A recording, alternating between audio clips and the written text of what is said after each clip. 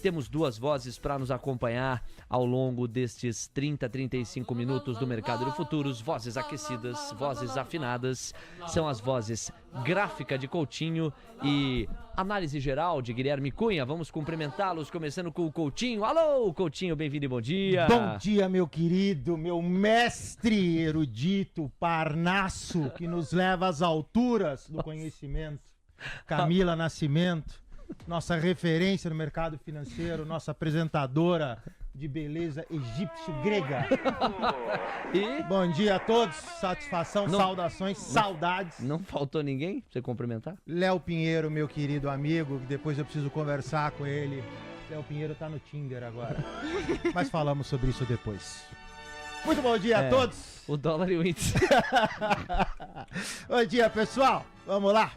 Mercado segue baixista, fiquem atentos. O mercado cota 1,25 abre praticamente na estabilidade. 1,25,920. Peço de novo para ficar atento. Existiu, né, essa perspectiva de que o mercado fosse. O mercado não vai. O mercado tem 3 resistências, a sua máxima em 130, 175. Peço cautela. Dólar sobe no dia de ontem e consolida aquele pivôzinho de alta que eu falei lá atrás, né? Então, o que a gente tem no dólar? No meio do caminho, R$ 5,872, também na estabilidade. Restrito num canal, 5,762, 5,951. Primeiras anotações já feitas aqui. Vamos agora cumprimentar Guilherme Cunha neste contexto. Gui, eu tô um pouco surpreso. Quero saber se a surpresa também é sua. Porque a curva de juros aqui no Brasil, ela começa a ir para um 0 a 0. Eu imaginava que ela manteria uma toada de baixa e até possivelmente, aí se o dia ajudar com outras evidências, encorparia essa toada de baixa ao longo do dia com o fluxo encorpando. Mas não é o que nós estamos vendo. A curva de juros, na verdade, chega a virar em alguns vértices, passam a pedir 1 ou 2 pontos base a mais nos prêmios. Vamos dar tempo ao tempo. O dólar está caindo 0,20 e o índice acaba de virar. A despeito do que o pré-mercado americano sugere para os ADRs brasileiros, Gui, nós temos o Ibovespa Futuro em terreno negativo, 0,12% de baixa. É uma abertura surpreendente para você, coerente? Bem-vindo e bom dia, meu amigo. Fala, Leozinho, e a toda a nossa querida e ilustre audiência, e um pouco do que nós tivemos na data de ontem sendo refrescado para o movimento de hoje. O caso do dólar primeiro, tá? Então o dólar, nós estamos vendo uma desvalorização global. Ontem nós tivemos uma grande puxada pelo desconforto que foi os ativos de risco como um todo.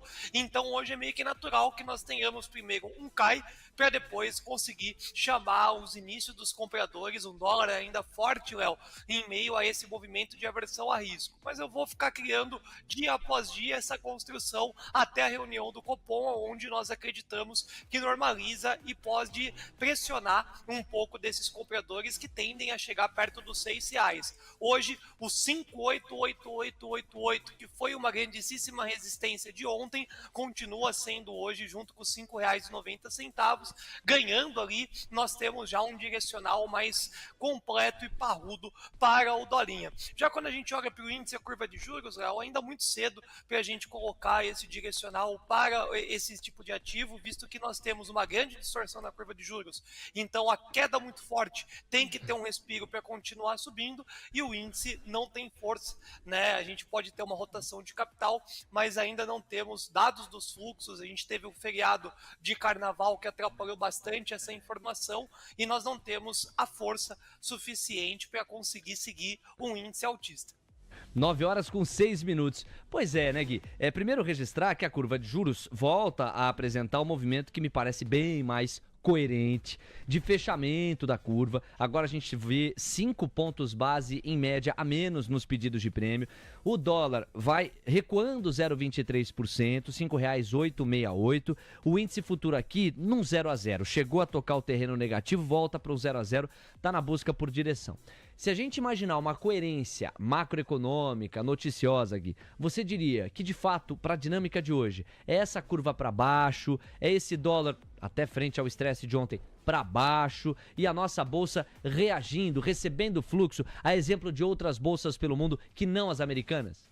Naturalmente, esse é o trade que o trader precisa pacientemente aguardar o melhor timing de entrada, seja mediante a indicador ou mediante a preço, que é o que a gente vem dando a nossa querida ilustre cornetada. O índice mais fácil, com a abertura do nosso mercado à vista, tende a esclarecer ainda mais essa perspectiva da parte compradora, né? Isso com bancos novamente, Banco do Brasil, hoje a Datacom, que nós estávamos falando na data de ontem, já o dólar, um movimento que vale a pena você esperar essas primeiras inversões e pegar um trade mais parrudo na ponta vendedora. Isso no cenário de manhã, tá? Período da manhã, muito mais fácil para poder consolidar o racional macro, porque até o movimento da tarde a gente pode ter algumas IA sim.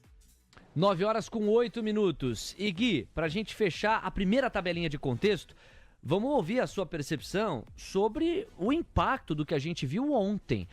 Uma queda muito forte no caso americano e nós tivemos 15% de tombo para Tesla, é um dos assuntos que eu separei ao longo da edição de hoje. Inclusive com o Trump vindo à tona aqui, o Beida chegou a fazer menção a isso, o Trump, ele declarando apoio direto ao Musk, disse que o CEO da Tesla está fazendo um trabalho fantástico no DOGE, que é o Departamento de Eficiência Governamental lá americano, criado justamente para acomodar o Musk. Diz que radicais da esquerda lunática estão tentando boicotar Tesla ilegalmente. E, por fim, diz que compraria um Tesla novo nos próximos dias para mostrar o apoio dele a Musk. Só para não perder o complemento, já que o Beida citou as declarações do Trump e eu acabei de falar da queda de Tesla ontem em 15%. Mas voltando onde eu quero chegar com você. Uma queda muito forte que, no ponto de vista dos múltiplos, ainda é média, não é nenhuma queda tão forte, perto de todo o esticado quadro das ações americanas. Então, na sua opinião e pelo seu contexto e experiência, a gente está diante de um roteiro que ainda deve seguir com realização das ações americanas ou, na verdade, o que está diante dos nossos olhos é uma baita oportunidade para montagem de posição por lá? Vamos lá, Léo. Ontem nós fomos muito felizes nos comentários, todos, né? Estavam jogando ali média de 200, média de 20, tudo no contexto técnico, mas todo mundo muito próximo de um número místico agora, né? Que é o 5.400, quando a gente olha lá para o movimento do S&P. Todo mundo chegou a comentar do movimento da queda, mesmo com o cenário já vindo desde a semana anterior, e esse é um movimento que tende a continuar. Só que, nesse movimento de queda, naturalmente você tem os respiros para a chamada de vendedores, né? Então, nada subirás ou cairás em uma linha reta, mas dificilmente a gente pode falar que é um cenário extraordinário essa queda para uma montagem de posição antes dos 5.400, tá? Então acho que essa queda tem um alvo, 5.400 é uma região que daí sim começa a obter uma racionalidade de preço mais interessante e eu vejo que só atrasou. Acho que esse movimento da queda da Bolsa Americana já era cornetado por muita gente perdeu dinheiro nessa venda porque demorou muito para obter essa correção.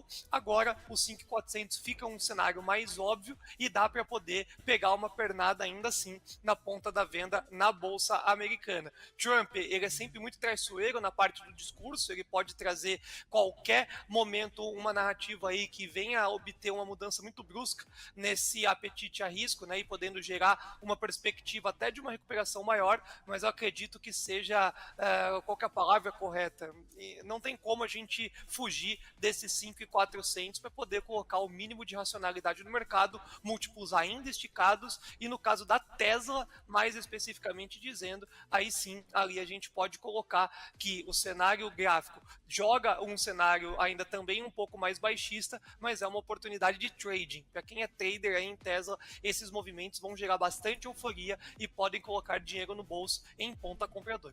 9h11, contexto trazido pelo Gui, gráfico para complementar na voz do Marcelo Coutinho, e eu vou passear aqui pela tabela da volatilidade antes para todo mundo ter a referência. Olha, amigos, um convite de coração, cheguem mais cedo aqui da nossa transmissão, desde as 7 da manhã, produção de conteúdo ao vivo, nossa cobertura do Minuto a Minuto, a Camila Nascimento fazendo um trabalho muito bom com o Rodrigo Costa, já na nova tabelinha do Esquenta, às segundas-feiras com o Patrick Pazek, às sextas-feiras também com o André Almeida, são os contribuidores do TC fazendo acontecer, junto da Camila, desde as 7 da manhã. E O Esquenta nada mais é, entre outras coisas, do que um overview aprofundado com o comentário do nosso time de contribuidores. E ali você tem o detalhe a detalhe de todos os ativos financeiros ou dos principais ativos financeiros do mundo. Esta tabela, naturalmente, já foi apresentada mais cedo, foi comentada por nós também no Manhã TC News na faixa das 8, agora volta a ser ilustrada aqui na programação. É um DXY que perde os 103.500. Então o Coutinho já está armando o gráfico do DXY, é a primeira encomenda que eu tenho para ele. Depois a gente tem que falar desse VIX. O VIX chegou ontem a 30 pontos. Pô, Léo, tá nos 27, melhorou. Sim, mas convenhamos que a distância é enorme frente aos 20 pontos, que é um patamar mais saudável do VIX, que mede a volatilidade implícita dos ativos do S&P, quando na faixa dos 20 ou abaixo dela, você tem um incentivo maior para a tomada de risco. Quando acima dos 20 pontos, você tem basicamente uma sugestão de afastamento do risco, uma busca por proteção. Então, VIX vai ser a segunda encomenda, Coutinho. Depois do DXY, a gente vai para o VIX.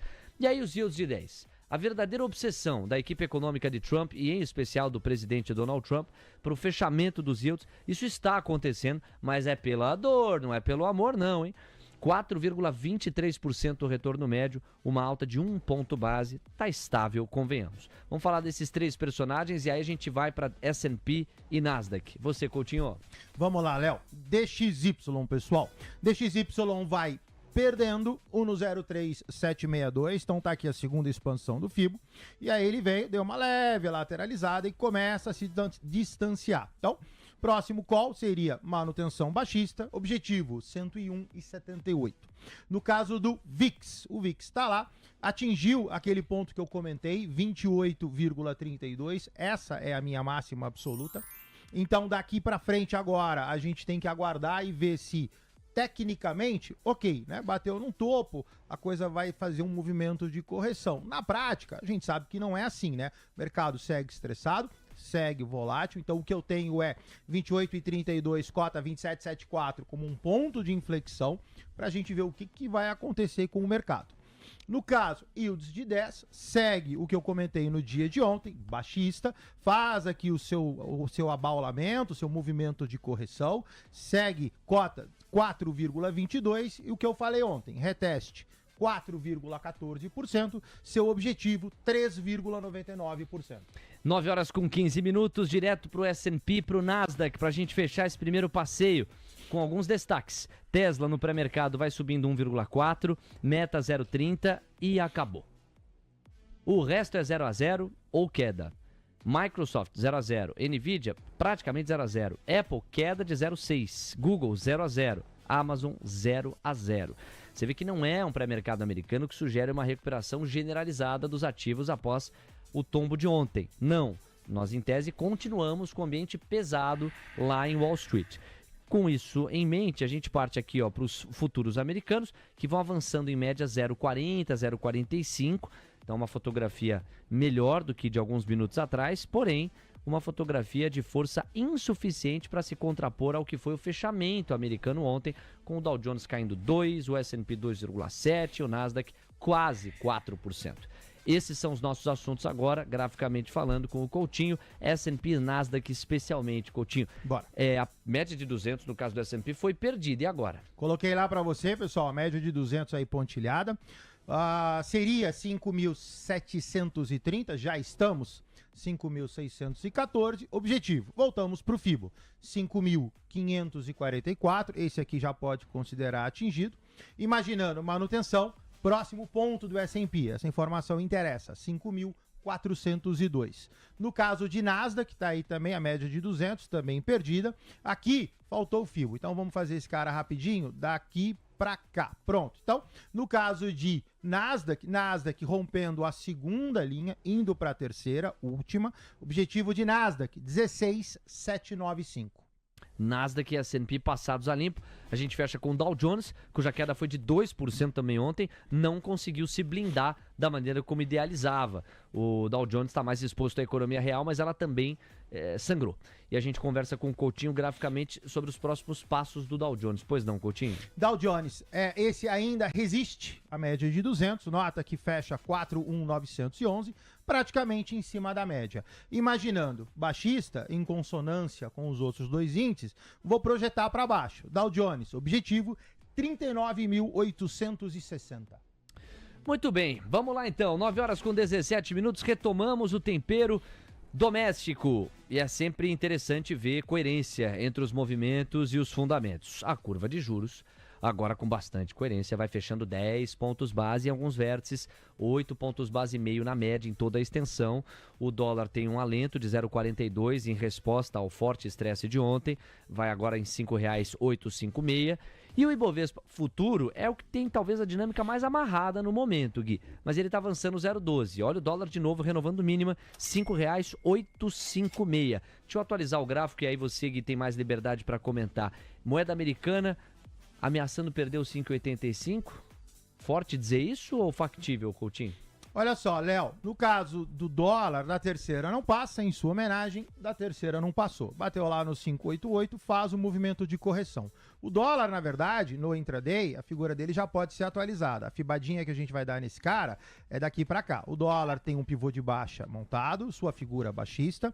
O dólar, sim, rompendo 5,85, day traders de plantão, objetivo do dólar 5,851, depois 5,836.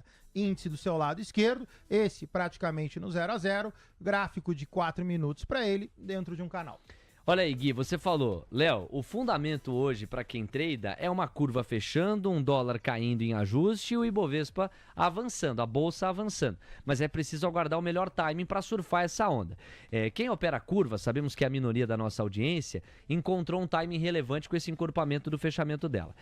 Quem opera dólar, e aí a maioria da nossa audiência opera, a gente viu nos últimos minutos uma oportunidade legal com coerência entre o movimento de preço e o fundamento. O Ibovespa é que até aqui tá um pouquinho mais amarrado, né, Gui? Na verdade, é o que tende a fazer um cenário mais simples. Por quê, Léo? O dólar, quem não pegou na abertura, vai ter que esperar. Dólar não dá agora para, em cima de um próximo de um grande suporte, você querer bater uma venda para conseguir seguir esse movimento mais tendencioso, mais bonito que a gente vê no dólar. Então, para quem pegou a abertura ou a mudança do indicador, pode ir protegendo, né? Barra, cada candle vai protegendo e pode tentar pegar uma surfada um pouco maior. Já na ponta do índice, assim como a curva de juros obteve uma irracionalidade inicial, já tem uma perspectiva mais interessante. Em 125.800, muitos aí tinham esse ponto, né, esse cenário de preço e acabaram conseguindo se adentrar para o movimento. 126 sendo testado agora, se for vencido essa próxima resistência, tem uma boa pernada. Então o índice está dando um contexto mais interessante. Cuidado mais uma vez no dólar. Quem chegou atrasado e não pegou a queda, vai ter que esperar uma nova puxada de alta, uma nova expectativa de venda para não entrar num cenário atrasado. O índice já um pouco mais desenhado, só precisa vencer esse 126 para conseguir pagar o prêmio para quem estava procurando as compras. 9h20, vocês estão acostumados, a gente sempre vai atrás de matérias e de highlights que ajudam a complementar a jornada do investidor e do trader. Afinal de contas, nosso objetivo é que você não perca rigorosamente nada, esteja por dentro de tudo.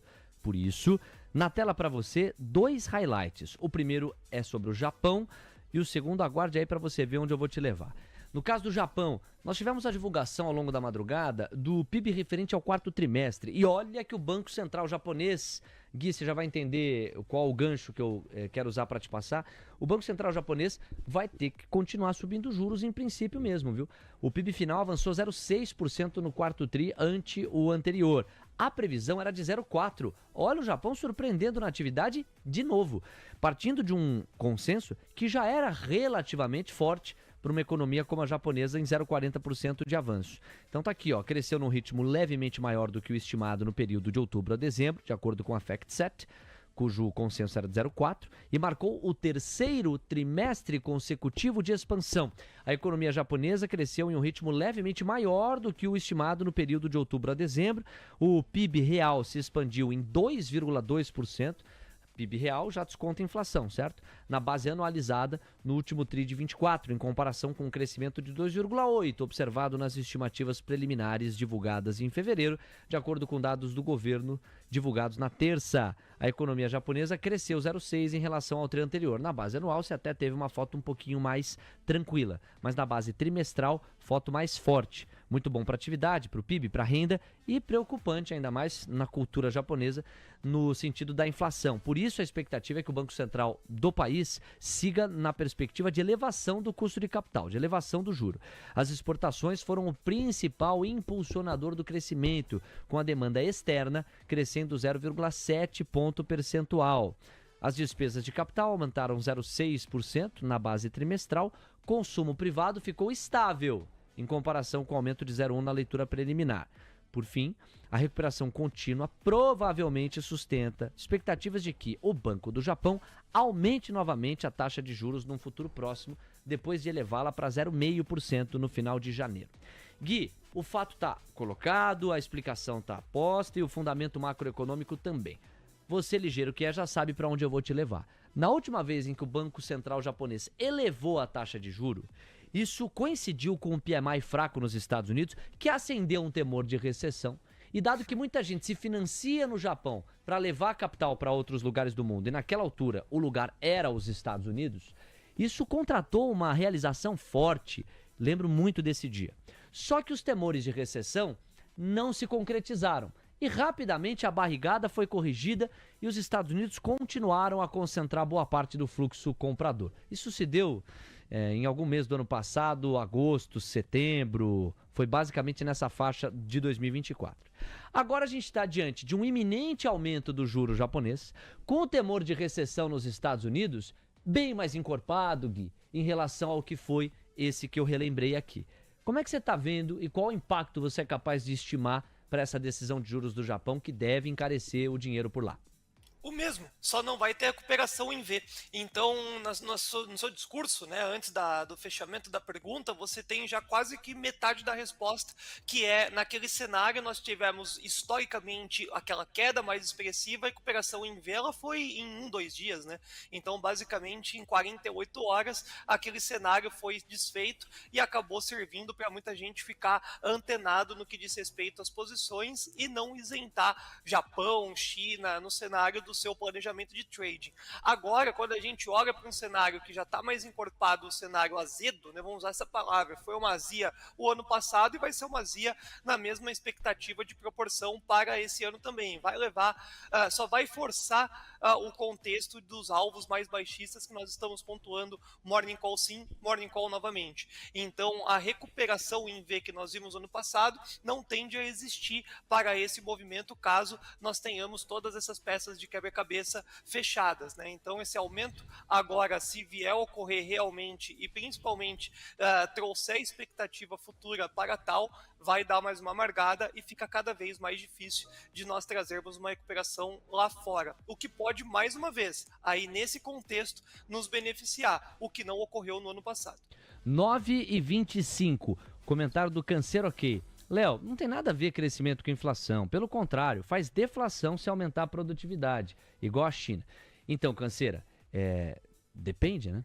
Depende muito da qualidade desse crescimento, se houve ou não ganho de produtividade no paralelo, como o seu exemplo. Quando um país consegue crescer e vê a sua produtividade aumentar, a cartilha macroeconômica sugere que não vai ser inflacionário. Quando, no entanto, é um crescimento muito carregado do fiscal, sem o aumento da expansão da capacidade produtiva, etc., tende a ser um crescimento mais insustentável, com reflexo inflacionário, que é o principal sintoma. No caso do Japão, tem uma dimensão cultural que é fundamental de ser colocada na mesa. O japonês, na sua média, não está nem um pouco habituado a lidar com inflação. O jogo no Japão, estruturalmente há décadas, é de deflação, juro negativo. Agora isso está mudando. Agora, exagero meu, ou imprecisão minha. Já faz alguns meses, para não dizer um ano e meio, em que esse jogo começou a mudar. E aí o juro foi para o positivo e deve continuar. Não porque as autoridades japonesas decidiram isso ao sabor dos ventos, mas porque estão vendo uma pressão inflacionária que, se para a média de um Brasil é muito baixa, para uma média japonesa é suficientemente preocupante para que o juro continue subindo por lá. O Gui antecipa um pouco dessa reação. Agora, isso é verdade também, não é, Gui? Quando o roteiro é muito previsível, e parece ser esse no caso do Japão, o mercado ele vai antecipando isso na precificação dos ativos. Então, talvez isso seja um atenuante. Antes da gente voltar a ouvir o Coutinho, vou te trazer para um segundo assunto, que é esse aqui, ó, na tela para a galera. Estados Unidos, falando em Ásia, Estados Unidos e China discutem possível cúpula em junho entre Donald Trump e Xi Jinping. Foi um dos destaques do Esquenta do Mercado. Estou trazendo em formato de notícia aqui, ó, lá no Investing. Discussões preliminares foram iniciadas entre Washington e Pequim sobre uma possível cúpula de aniversário em junho nos Estados Unidos, envolvendo o presidente Trump e o líder chinês Xi Jinping, de acordo com o relatório do Wall Street Journal, citando fontes com conhecimento direto do assunto. Isso ocorre enquanto a administração Trump intensifica as tarifas e outras ações comerciais contra a China, visando fortalecer a posição de negociação com Pequim. Tanto Trump quanto Xi, através dos seus representantes, demonstraram interesse em uma cúpula desde a vitória eleitoral de Trump em novembro. As recentes conversas sobre uma possível cúpula, um encontro em junho, mês de aniversário de ambos os líderes, daí a cúpula de aniversário, indicam uma disposição mútua de promover boa vontade em meio a tensões comerciais que têm causado inquietação nos mercados e negócios globais. E aí uma curiosidade, o aniversário de Xi Jinping é no dia 15 de junho de 1953, foi quando ele nasceu, aniversário 15 de junho, um dia após o de Trump, que nasceu em 14 de junho de 46, tem idades relativamente próximas. Neste momento nada está confirmado, alertaram as fontes, nem a Casa Branca, nem a Embaixada da China responderam aos pedidos de comentário. Para fechar, com a crescente pressão econômica na China, Pequim está empenhado em participar de negociações para evitar ou pelo menos adiar novos aumentos de tarifas e restrições tecnológicas dos Estados Unidos. A China espera que uma cúpula entre os dois líderes possa iniciar este processo, segundo pessoas familiarizadas com o ponto de vista de Pequim. A verdade, Gui, é que esse barulho, esse ruído e essa queda de braços entre chineses e americanos não fica legal para nenhum dos dois. Tanto a China vai ter dificuldade com o seu crescimento econômico, quanto os Estados Unidos, e isso começa a entrar no preço, sobretudo americano. Expectativa de entendimento e denominador comum entre Trump e Xi Jinping, embora ainda confirmações sejam necessárias para que essa cúpula saia do papel. Ei, Léo, que intimidade é essa, hein? Essa eu vou fazer um corte para poder colocar no Instagram, hein? Que coisa boa! E no final das contas, Léo, para colocar o assunto em pauta, eu acho que o que mais a gente precisa recordar é viver, né? Como o Marcelão também aqui nos coloca, nós temos um cenário desde o Trump 1, nesse cenário de bate-tarifa em China, destarifa a China, volatilidade é feita e o mercado fica uma bagunça e se reorganiza. Péssimo para o investidor, bom para o trader para colocar dinheiro rápido no bolso, e esse movimento que seja o final, porque a gente vai estar estabelecendo já a transição do governo oficialmente, então não tem como passar de junho também todo esse imbróglio no que diz respeito à taxa ou não taxa, até mesmo porque vai caindo, vai esfriando, vai caindo no descrédito e o mercado cada vez mais tende a precificar menos esse movimento das tarifas, tanto que a gente até mesmo hoje já coloca em pauta os dados econômicos convencionais, muito mais relevante no radar do trader do que até mesmo um cenário de tarifa aqui, a gente já sabe que amanhã o Trump já pode se manifestar em um movimento adverso, evento para ficar extremamente de olho, né, e muito provavelmente seja um contexto dos finais dos finalmente para o movimento das tarifas. Temos 9h30 e daqui a pouco o acordo de paz que vai ser endereçado pela Ucrânia a fim de terminar o conflito, ao menos, vamos ver, dependendo do fôlego da negociação, uma pausa e, dependendo do fôlego, se for profundo, uma interrupção, um fim, né, uma chegada de encerramento desse conflito entre Rússia e Ucrânia. É a nossa próxima atração, nosso próximo assunto também com o Guilherme Cunha, mas antes voltamos com o Coutinho a visitar a dinâmica do mercado interno. Bom, os 8 pontos base e meio, 9 pontos base a menos nos pedidos de prêmio em toda a extensão da curva. Essa quantia aqui de fechamento está mantida, Coutinho. A notícia não está na curva. O dólar parou no 0,40% de baixa. O Gui fez um alerta, né? Ó, atenção, quem quer vender dólar, alto lá, segura um pouquinho, né? Nesse patamar de 0,4, para ele dar uma devolvida, não é difícil. Então dá uma segurada, vamos esperar novos sinais. Por enquanto, acomodação do dólar em 0,4 de baixa. O Indifut subindo 0,15. De um modo geral, os últimos 5 minutos foram, ou 10 minutos, um certo marasmo, né? A curva de juros parou, o dólar parou onde está e o Ibovespa futuro levemente encorpando a alta. Talvez no gráfico do Indifut você tenha mais destaques, pois não? Vamos lá. No caso do índice, Leozinho, você tem um envelope de alta, né? Então o mercado sobe, o mercado lateraliza, o mercado está subindo. Ainda não rompeu, aquele 126,035, chegou a dar uma beliscada aqui onde eu tô passando com o mouse, então fiquem atentos. A priori, mercado ok, dentro de um canal pode oscilar, mas no rompimento, que é mais para o 126,035, o objetivo é 1,26381. No caso do dólar, o Gui tá correto, né? Assim, realmente o gap, ele neutraliza uma nova entrada, então o dólar, sim, ele é um ativo agora mais de manutenção. Tem aqui um pseudo envelopezinho de baixa desenhado, a priori também mantenho a direção do dólar, próximo objetivo 5851, se tudo der certo, 5836. 9h32, obrigado Coutinho, temos ainda resultados corporativos, bastante assunto aqui para a gente continuar repercutindo. Redditor, Cosan, Direcional e a própria Caixa Seguridade. Não se trata de reporte de resultado no caso da Caixa Seguridade, mas ela iniciou a primeira oferta de ações de 2025. Você estava com saudade dos chamados follow-ons? Então, a Caixa Seguridade puxou a fila. Tudo isso é highlight para a gente repercutir ao longo da nossa edição de hoje do Manhã TC News, aqui os pontos corporativos. Mas ainda há um elemento geopolítico para a gente trazer, que é este aqui, ó. Conversas entre Estados Unidos e Ucrânia começam na Arábia Saudita após ataque contra a Rússia. Durante a noite, a Ucrânia lançou seu maior ataque de drones contra Moscou até o momento, lançando pelo menos 91 drones e matando ao menos 2 pessoas.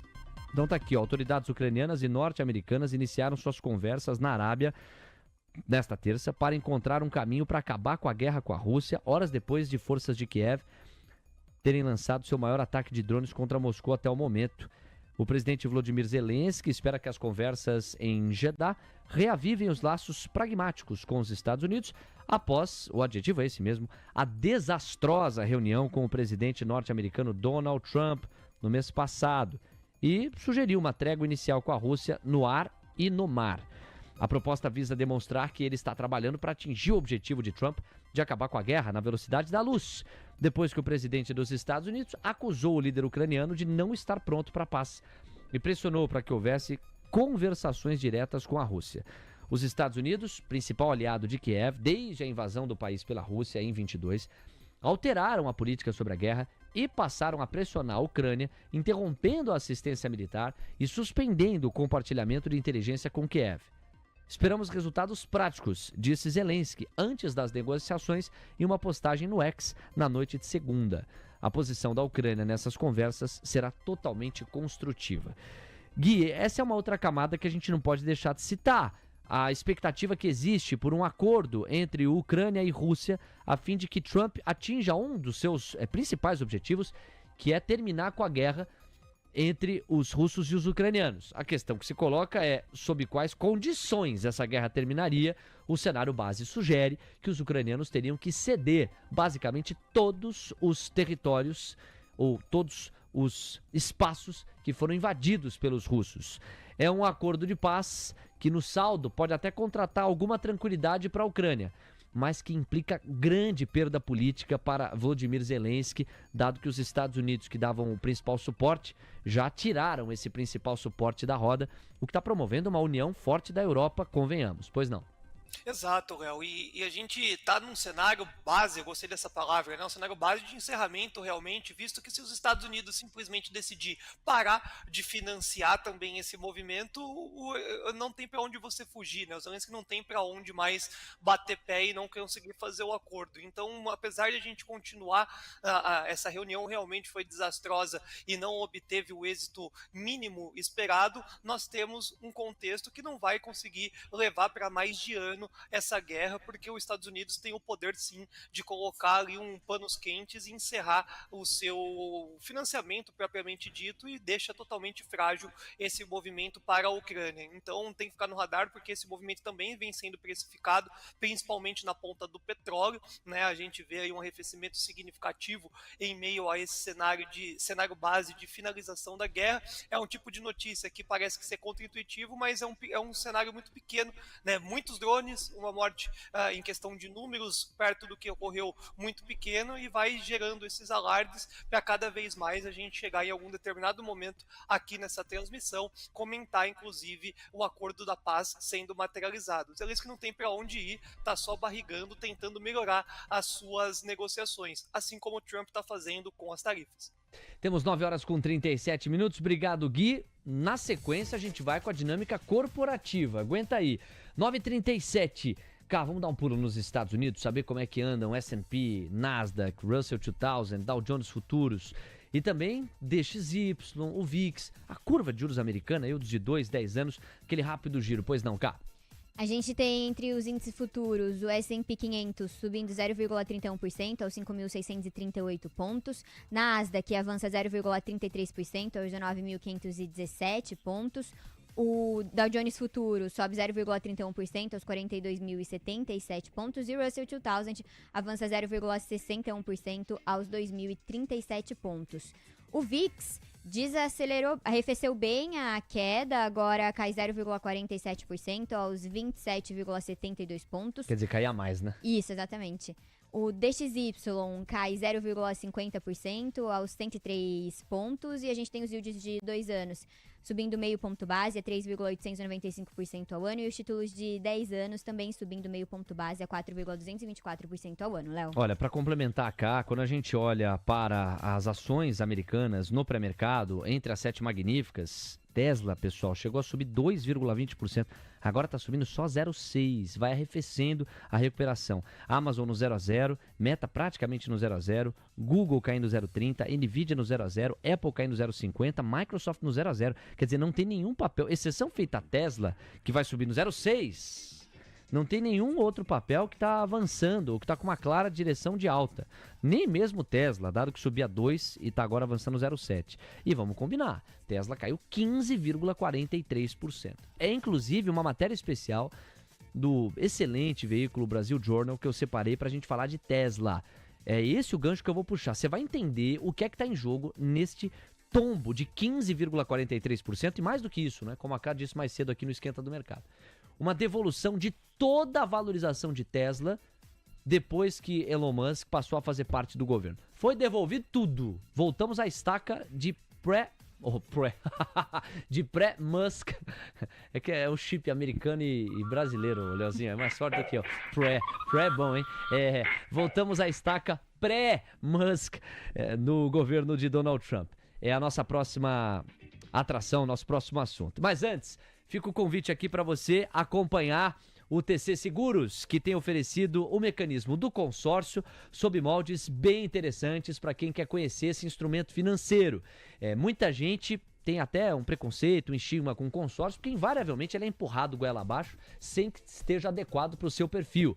No entanto, quando bem utilizado, ele pode te ajudar a alcançar sonhos, objetivos, metas ou até mesmo melhorar sua jornada financeira. O QR Code entrou na tela para você parar um segundinho que você está fazendo, pegar o celular, enquadrar este QR Code e dar uma chance para conhecer melhor o produto, a fim de averiguar se ele se adequa ou se ele está adequado às suas necessidades. O recado do Brito, que é quem coordena este produto financeiro, vai reforçar a tese. Olha só. Fala, investidor. Vem cá. Teu objetivo no mercado financeiro é aumentar patrimônio, certo? Ou em liquidez, ou imobilizado. Quantos imóveis você já adquiriu? Nenhum? Tá no primeiro? Segundo? Terceiro? E daqui a 10 anos? E daqui a 20 anos, na sua aposentadoria? Quantos imóveis? Qual o patrimônio que você quer ter? Com o consórcio, é possível chegar até lá de maneira planejada, pagando 0 de juros, dado que é uma taxa de administração pré-fixada com a correção apenas da inflação. Essas e muitas outras estratégias a gente pode trazer para você, inclusive no dia 15 de abril, que estaremos no Olar Investidor, com o Vini Custódio. Se quiser saber mais sobre essa operação, clique no link da descrição ou escaneie o QR Code. Temos 9 horas com 41 minutos. Obrigado ao Brito. Pois é, dia 15, Olá Investidor especial para tirar as dúvidas que vão chegando. Já separamos várias e é uma chance de você entender melhor ainda a dinâmica desse produto financeiro. 9h41, temos 19 minutos para as 10 da manhã. O Guilherme Cunha segue com a gente e, bom, deixa eu convidar o Gui e toda a nossa audiência a dar uma mergulhada agora no caso de Tesla. Quando eu encontrei essa matéria, eu falei, puxa, isso aqui é muito legal. Tava lendo ontem à noite, falei, vou levar pro ar amanhã. É um dos portais que eu monitoro, o Brasil Journal. E olha só essa matéria especial, essa reportagem especial que o veículo produziu. Na tela para vocês. Tesla derrete. Starlink perde contratos. Cresce o backlash contra Elon Musk? Vamos entender essa história. Matéria assinada pelo Giuliano Guandalini. Primeiro vieram os boicotes contra os carros da Tesla, com direito a pichações por ativistas e vandalismo nas lojas da marca em razão da atuação política de Elon Musk e seu alinhamento com, na matéria aqui do Giuliano, o que ele não teme em classificar, radicais da extrema-direita. Aí ele diz, com a queda de 15% hoje, se referindo a ontem, a fabricante de carros elétricos já perdeu mais da metade do seu valor nos últimos 80 dias, não são nem 3 meses. A ação atingiu sua máxima histórica de $480 em 17 de dezembro. Agora, o preço de tela está em $222. E olha, sendo preciso, com essa alta de 0,78% do pré-mercado, a gente deve ter Tesla chegando a $223, $224, se esta alta do pré-mercado americano vier a ser confirmada na abertura em Nova York. Bom, o market cap da companhia derreteu mais de 700 bilhões de dólares e agora está em 696 bi. Agora é a vez da Starlink, a rede de internet por satélites de Musk, que está vendo seu negócio ser ameaçado. O primeiro-ministro de Ontário, lá do Canadá, já anunciou que encerrará os contratos com a empresa, uma retaliação às tarifas de Trump contra os canadenses. A empresa pode perder ainda negócios com os governos da Polônia e da Itália. E aqui entra um ponto fundamental. Para muitos analistas, Trump e a sua equipe econômica estão subestimando o nível de integração das cadeias produtivas globais, das cadeias produtivas globais e o nível de complexidade econômica que a globalização consolidou a despeito de um ou outro retrocesso no passado recente, toda a complexidade econômica que a globalização consolidou. Então, uma postura agressiva de Trump contra a Europa pode implicar em rompimento de contratos por parte dos governos polonês e italiano em relação a Elon Musk. Assim como o primeiro-ministro de Ontário já anunciou encerramento de contratos com a Starlink a partir de retaliação às tarifas anunciadas de Trump contra os canadenses. Entre os líderes políticos da Europa Ocidental, provavelmente não há maior admiradora de Musk do que a premier italiana Giorgia Meloni. E a evidente química entre ambos já rendeu até especulações de relação romântica. Mas o negócio da Itália com a Starlink poderá não ir adiante graças ao posicionamento de Musk contra a Ucrânia e seus repetidos ataques contra a OTAN. Ele defende que os Estados Unidos deixem a organização militar dos aliados do Atlântico Norte. Os italianos vinham analisando a possibilidade de fechar um contrato de 5 anos, estimado em $1,5 bilhão para utilizar a Starlink como principal meio de comunicação dos diplomatas, servidores e militares atuando no exterior. A razão seria a maior segurança no compartilhamento de dados. Meloni joga ao lado de Trump e de Musk em muitos temas, mas quando o assunto é Putin, Ucrânia e OTAN, a italiana não cruza a linha, está com o bloco europeu. O negócio agora enfrenta obstáculos políticos, ainda mais depois de Musk ter usado o X para acusar o presidente italiano Sergio Mattarella de ser o principal opositor do contrato. A Polônia também está reavaliando se mantém os serviços da Starlink. São os poloneses que bancam a maioria dos terminais em operação na Ucrânia. A empresa que não tem capital aberto é a que mais cresce na constelação de negócios de Musk, que inclui ainda o SpaceX, ou a SpaceX e o X. Os europeus já buscam alternativas para substituir a Starlink e uma estrela em ascensão é a Eutelsat, uma concorrente franco-britânica. As ações da Eutelsat, que vinham andando de lado meses a fio, foram às alturas depois da catastrófica reunião entre Trump e Zelensky no Salão Oval. A companhia deverá ser uma das principais beneficiadas pelo plano da União Europeia de reforçar em 800 bilhões de euros seus investimentos de defesa. As ações da empresa, que tem entre seus acionistas os governos da França e Reino Unido, explodiram 390... não é 39, tá? 390% só na última semana. Todo mundo está nos perguntando se podemos substituir a Starlink na Ucrânia, disse a Bloomberg, a CEO da Eutelsat, dinamarquesa Eva Berneck. Aspas, estamos avaliando essa possibilidade, fecha aspas. A executiva afirmou, para a gente fechar, que está em conversas com fornecedores para instalar 40 mil terminais na Ucrânia dentro de 2 meses. Gui, essa matéria aqui eu achei muito importante para a gente trazer para o público, porque se engana quem acha que ela está falando só da Tesla. Essa matéria não fala só da Tesla, essa matéria não fala só das empresas do Musk. Essa matéria se aprofunda nisso, para ilustrar a dinâmica do que pode ser o impacto político que algumas empresas alinhadas ao governo Trump devem colher em função da percepção das atitudes de Trump, da sua agenda econômica, comercial e tarifária. Daí que a queda da Tesla não diz respeito só a uma correção saudável. Há muito tempo essa correção saudável ficou para trás. Diz respeito à maneira política como o Musk vai sendo encarado e à reação de alguns países sobre os contratos que mantém com o ecossistema de negócios do Musk.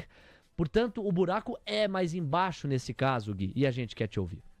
E custa caro, hein, Musk? Porque no final das contas, Léo, quando a gente olha também, vamos pegar um passo atrás e se adentrar para números. O quarto trimestre para o cenário da Tesla não foi muito gostoso, viu o lucro cair mais de 70% e foi para 2 bi de dólares. Pô, Gui, ainda 2 bi de dólares? Não, é o contrário, a gente vem de uma seara de 20 bi para 2 bi e a qualquer momento, se realmente esse cenário for contabilizado, perda de novos contratos, a gente vai ter aquela highlight péssima, que é a reversão de lucro para prejuízo. Aí sim, a gente muda uma estrutura para a Tesla e não começa a mais ver grandes oportunidades, até mesmo pelo apelo político que poderia trazer algo estratosférico, por isso que o papel subiu 15% naquele momento e hoje isso vem tendo um revés, né? Então, como você muito bem pautou, é como se nós estivéssemos então intensificando não só a guerra da parte comercial de tarifas, mas também entre empresas, corporações. Então tem que ficar ligeiro, né? Que nem você comentou, isso não está nos gráficos, isso não está no balanço, isso está na perspectiva de risco, que é sim, tá? Qualquer contrato, entre aspas, de 2 bi ano aí, que ele venha a perder na Europa, isso vai pesar na ação muito mais do que um cenário convencional. E até mesmo o Cosan, acho que você comentou de Cosan, isso me marcou bastante, porque Cosan teve uma reversão de lucro a prejuízo com o cenário de Vale sendo pontuado. Então, Cosan é um tipo de highlight de reversão lucro a prejuízo que tende a ter um impacto menor, o que não ocorreria na Tesla, caso viéssemos aí acompanhar um primeiro tri, essa highlight aqui na TC News, pautando uma movimentação de reversão de lucro a prejuízo, Tesla sofreria bastante. 9h49. Gui, a gente vai passear por 4 highlights, ou 3 highlights da temporada de balanços, direcional, você citou Cosan, tem também Redditor, pra gente ouvir a respeito, tá bom? E aí o Coutinho já pode aquecer esses gráficos. Mas agora a Camila Nascimento tá pedindo passagem. Ela tá chamando atenção pro VIX, que positivou.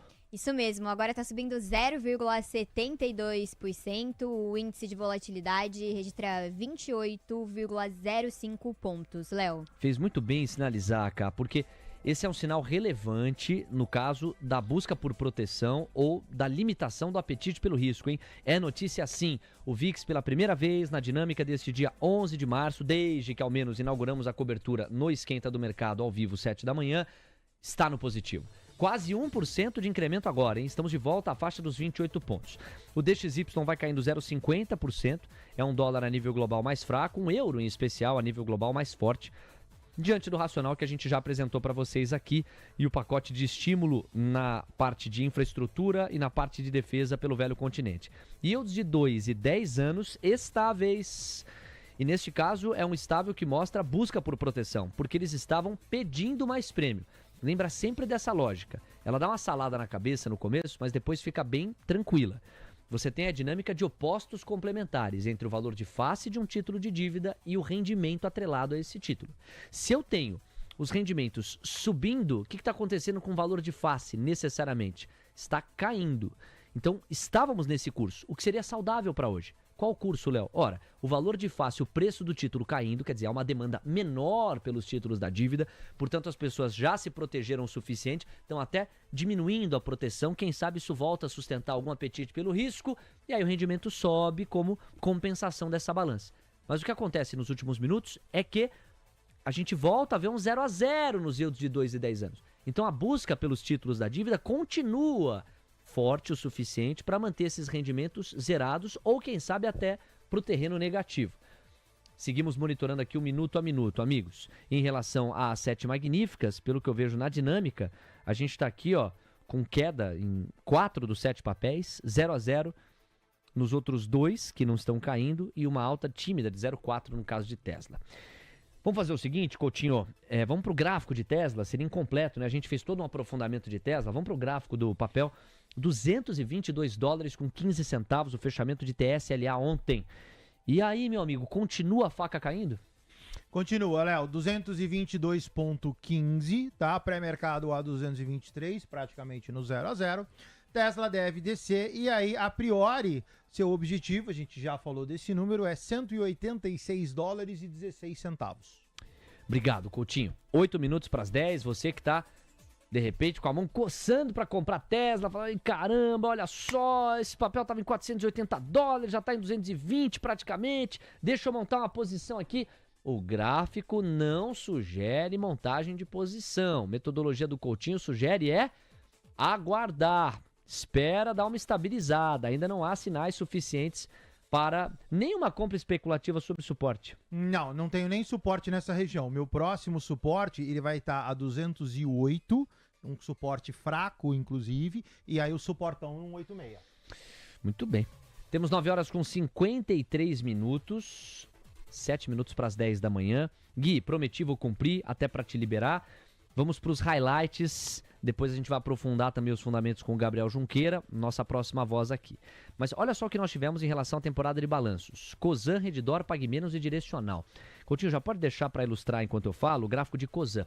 A companhia reverteu lucro, registrou prejuízo de 9,29 bilhões de reais no quarto tri de 24.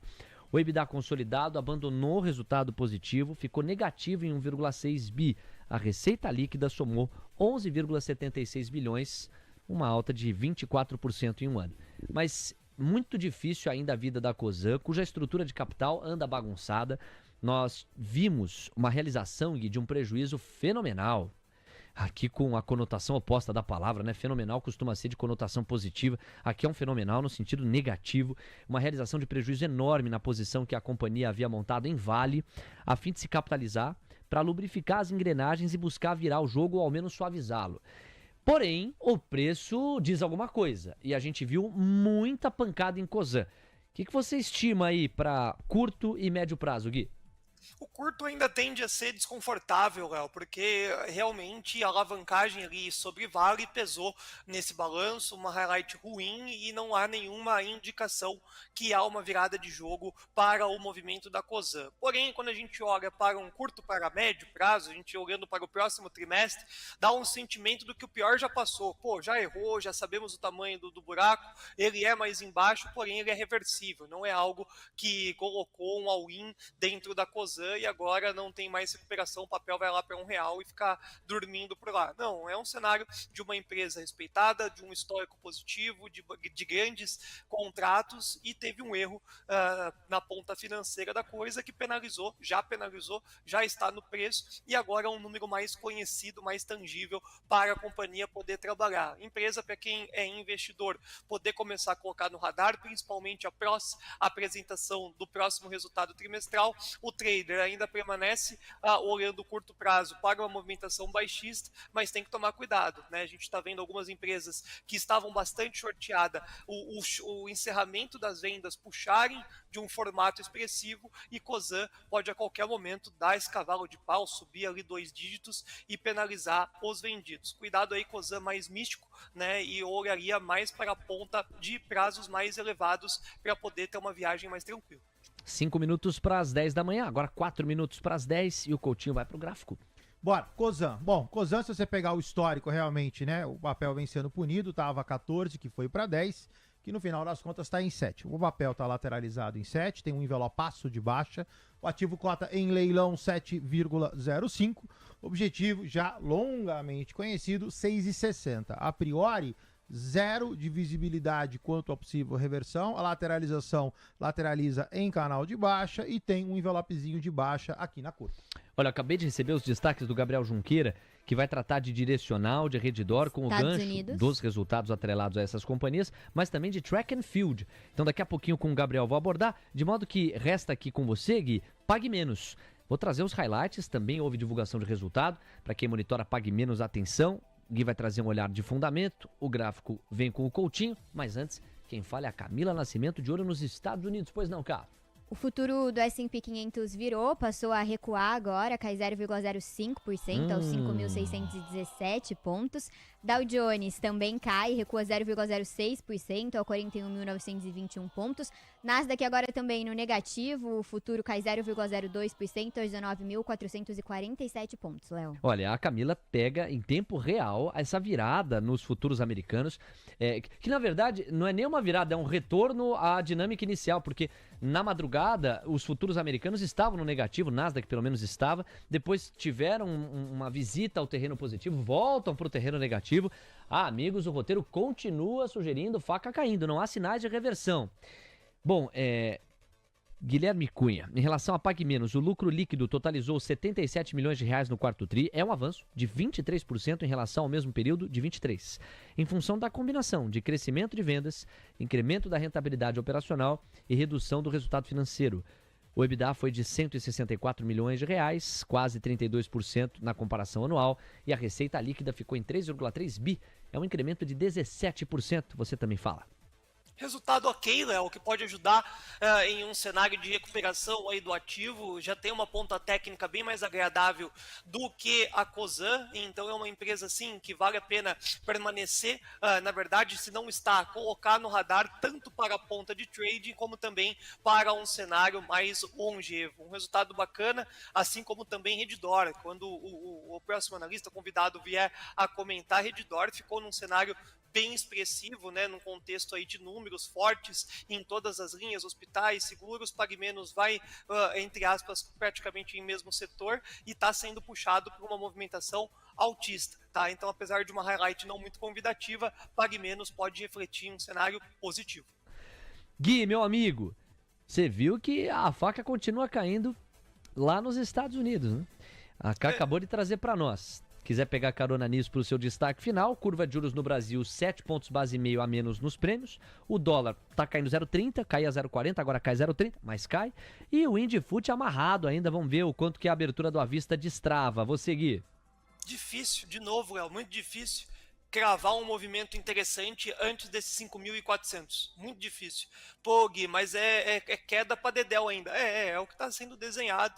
Então, como para muitos é contra-intuitivo a ponta da venda, né? Não é natural na cabeça, principalmente do ser humano, depois quando o trader começa a trabalhar a ponta da venda. É mais difícil você trabalhar nesse cenário. Então, não entre no modo achismo, né? Acho que caiu demais, então eu vou comprar, porque tem um espaço vazio no gráfico. Também comentamos muito, né? Onde tem a rasgada, vai ter a rasgada. Então, esse 5.400 parece que já é algo de uma bola cantada. Então, não é surpresa que nós tenhamos ainda um cenário de maior batida na ponta vendedora. Então, para quem está procurando oportunidade, vai ter que sentar e esperar um pouco mais. Pois é, e dá tempo ainda, a sua resposta vai ser curta, de endereçar a pergunta do Maurício Marsali, de Santos. Ele diz assim: Gui, essa reversão dos índices americanos pode estar relacionada à proximidade da abertura do mercado à vista por lá? Sim, com certeza. Isso é um movimento que vem ocorrendo. Tem uma empresa chamada Vale, que também a gente está monitorando e acompanhando um cenário forte pós a movimentação da abertura do mercado americano. E aí está trazendo alguns bons dias essa queda no nosso mercado e depois puxando rapidamente ali um contexto. A gente está fazendo esse movimento do trade. Então tá legal também olhar para a movimentação da Vale pós a abertura do mercado americano. Mas não tem como, tá, pessoal? Azedando lá, azeda aqui. A gente pode ter a rotação depois durante um determinado período, mas vai ser penalizado a nossa abertura aqui também, naturalmente. Obrigado, Gui. Tamo junto, meu amigo. Até amanhã. Valeu, pessoal. Um beijo do Cunha. Fui! Valeu. Esse é o nosso parceiro Guilherme Cunha. Amanhã de volta a partir das 9 da manhã. 10 em ponto. Já estamos na dinâmica do mercado à vista. Temos Gabriel Junqueira a partir de agora para tabelar, para construir a cobertura desse minuto a minuto das negociações no Brasil. Muito leilão acontecendo ainda, é só um minutinho passado das 10. E eu tô vendo nas variações teóricas uma foto mista. Praticamente metade das blue chips podendo abrir na queda e a outra metade na alta. Seria uma foto bem mista pra gente monitorar. A ver, variação teórica não pode ser tomada por base pra gente entender pra onde o papel vai. Mas o cumprimento do Gabriel Junqueira certamente traz um pouco do contexto, da atmosfera, da sua expectativa para a dinâmica de negociações hoje, Gabriel. Então, bem-vindo aqui ao Manhã TC News, sempre muito bom contar contigo. Meu amigo, ao mesmo tempo em que o dinheiro está saindo dos Estados Unidos, não dá para dizer que ele está confiantemente vindo para o Brasil, né? Pelo menos o mercado de futuros hoje não sugere, exemplo do que outros locais do mundo sugeriram, uma rotação que nos faça receber esses recursos. Cedo ainda, acabou de abrir o à vista, vamos ver se nas 10h30 vem fluxo aqui para o Brasil, mas é uma verdade essa até esta altura do dia 11, não? Bem-vindo. Muito bom dia, Léo, bom dia, Camila, bom dia, Coutinho, bom dia, pessoal. Bom, vamos olhar um pouco, né, o contexto. Ontem foi um dia muito ruim para o mercado internacional e a gente aqui até se segurou bem, né? Então, se olhar para o nosso índice, o desempenho do Ibovespa foi relativamente muito sólido em relação ao que aconteceu nos Estados Unidos, e hoje a gente continua também tendo um pouquinho menos de volatilidade, né? Se lá já está voltando um pouco mais, aqui o índice ele continua um pouco num terreno mais negativo. Só que, Léo, uma coisa que continua chamando a minha atenção é a questão da curva de juros. Acho que os juros aqui no Brasil, pelo menos que eu estou olhando aqui nessa abertura, e ontem houve uma abertura da curva, mas não tanto aqui, mas no início do pregão, curva de juros fechando, dólar caindo, isso são indicativos positivos, né? Então a gente olha para o mercado e começa a ter um pouco de sentimento mais positivo, mesmo olhando para os títulos de inflação de longa duration, né? Eu acompanho muito aqui a NTNB 2050, que é a que a gente tem posição nos nossos fundos. Ela já está começando, apesar de um cenário que abriu, né, a taxa DI, ela teve um fechamento de juros real, né? Então eu imagino que esses títulos já bateram o topo da taxa de juros que eles podem ter. Então, daqui para frente, a gente pode ver um fechamento da taxa de juros real muito forte e isso vai impulsionar os ativos de risco no Brasil, Léo. A dinâmica internacional não está fácil. Acho que o mercado está muito pessimista. Essa situação do Trump toda, dessa guerra tarifária, é complicada. E o Brasil ele tem mostrado uma certa resiliência, né? Então acho que de todo o contexto geral, Léo, eu saio com uma visão bastante otimista para o nosso índice e para os nossos ativos aqui no Brasil. 10h04, introdução do nosso Gabriel Junqueira para a atmosfera do mercado à vista hoje. E olha, acelerou bem o conjunto de leilões aqui. Todos os papéis praticamente precificados, só a Embraer segue em leilão. Eu já consigo trazer aqui o panorama. Ambev está subindo 0,20, R$13,15. B3 está no 0-0. A gente tem também Banco do Brasil no 0-0. A gente parte ainda no setor financeiro para Bradesco numa queda de 0,17%, R$11,50. Itaú recuando 0,27 a R$32,79. Santander cai 0,66 a R$25,40 e com isso o setor financeiro tem a sua fotografia entregue. Partiu o quarteto de ferro. CSN subindo 0,12, Gerdau subindo 0,60, de lá para Uzi Minas avançando 0,5 e Vale subindo 0,15. É um quarteto de ferro que está no positivo. Saímos do quarteto e vamos para Eletrobras. Realização em Elet 3 e Elet 6, hein?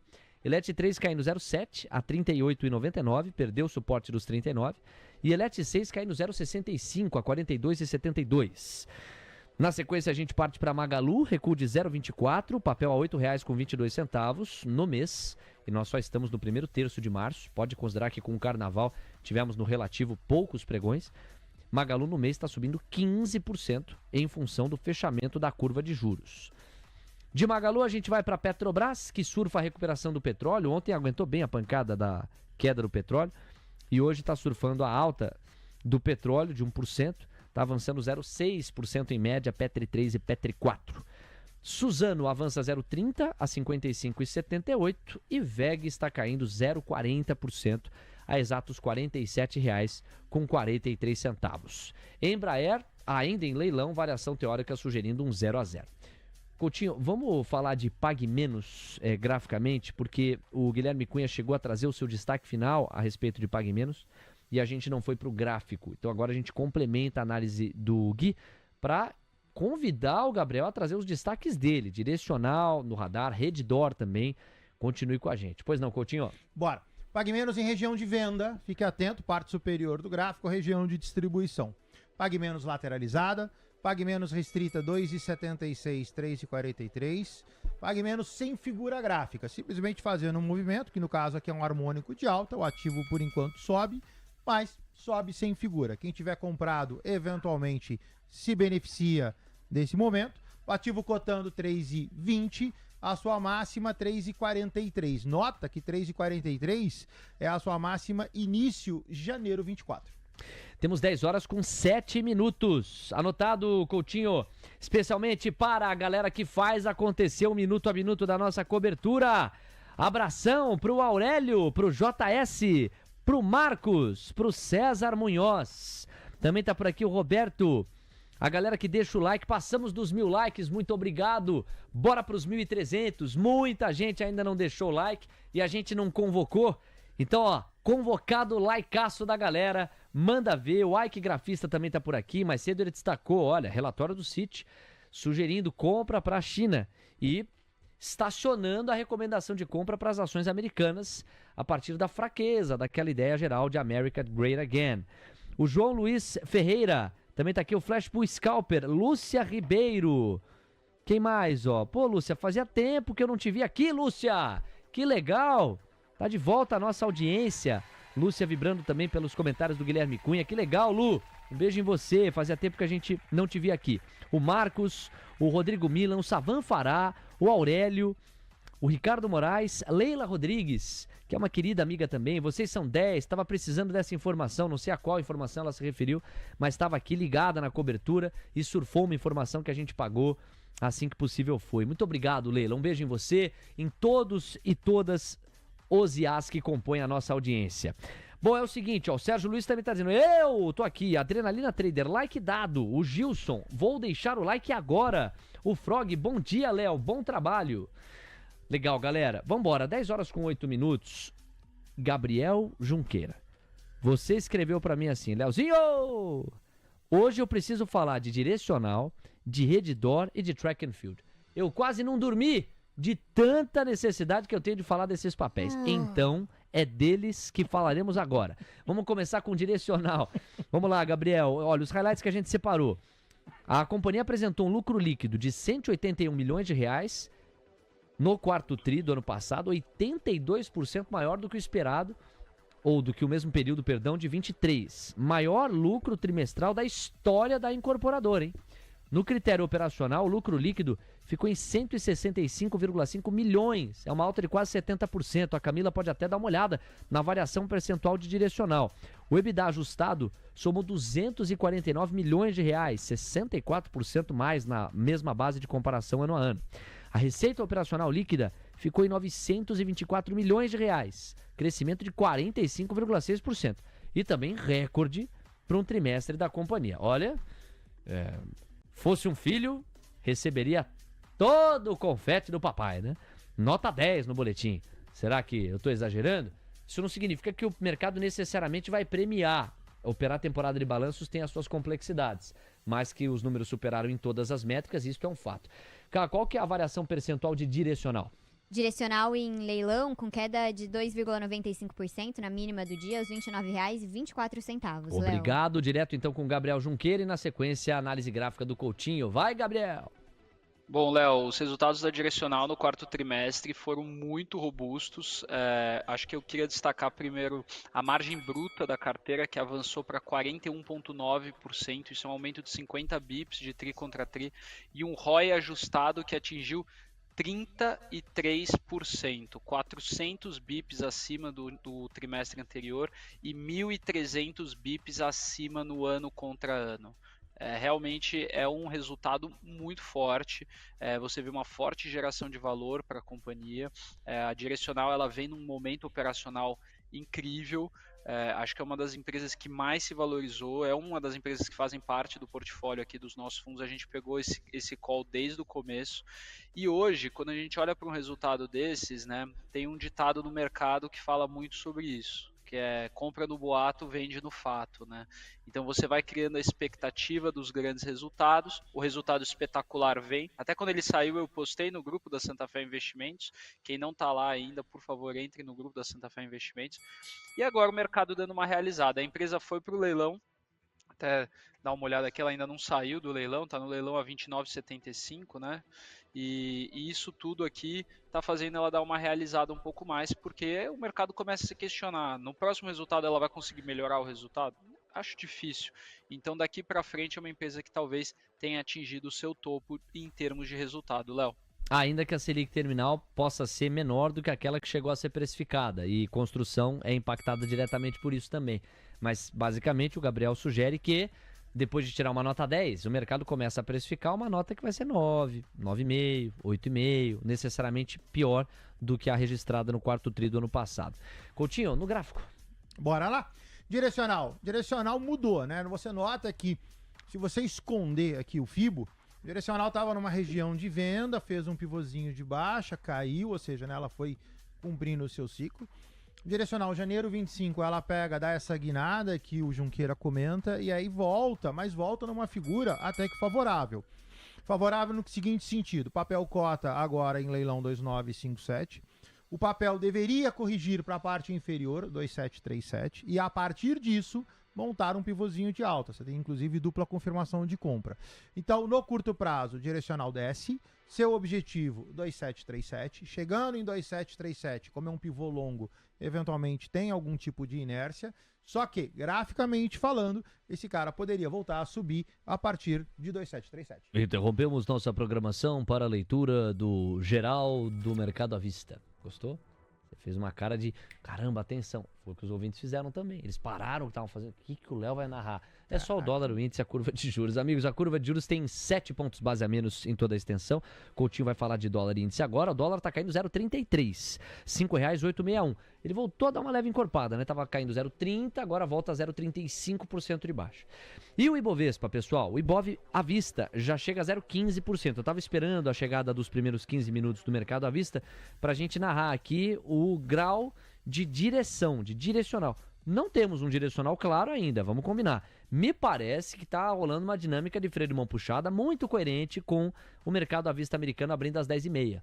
Quando o mercado à vista abre 11h30, você tem uma tomada de posição que vai se ajustar a depender do que o mercado à vista disser 1h30 mais tarde. Mas quando a abertura é 10h30, querendo ou não, essa primeira meia hora, ela fica, se não morta, mais comedida. É uma puxada de freio de mão, sobretudo diante do contexto, que é de muita incerteza e dúvida sobre o que acontece com a terra do Tio Sam. Isso posto, vamos para o gráfico do Ibov, o gráfico do dólar. O Coutinho fala. Bora. No caso do índice, pessoal, o índice permanece lateralizado naqueles mesmos níveis no início do programa, um no 26035 e um no 25740. Nota que nos últimos 8 minutos o mercado até pegou e deu uma escapada, mas também, de novo, volta, né? Rompe sem confirmação, segue tocando na linha, então a gente admite que, por enquanto, vai permanecer nesse viés. Então fique atento, o índice ele dá uma volatilizada, ele aumenta, o nível de volatilidade, mas direcionalmente permanece lateralizado. Doletinha, galope de baixa, mercado cai. Perto do microfone. Mercado cai. Desculpa, viu, Moreninho? Ó. Fica calmo, Moreno. A gente vai conversar, Moreno. Deixa eu terminar o programa, eu já vou bater papo, tá? Mercado cai, mercado lateraliza, mercado cai. Dólar permanece baixista, fique atento. Aguarda o rompimento de 5,86, 5,860. Seu objetivo, 5,850. 10h15. Vamos lá, deixa eu ver para onde eu vou agora. Já sei. Vou pedir o destaque do nosso Guto Cerávolo, que está na Central TC Investimentos, monitorando as assimetrias e as protegendo com opções.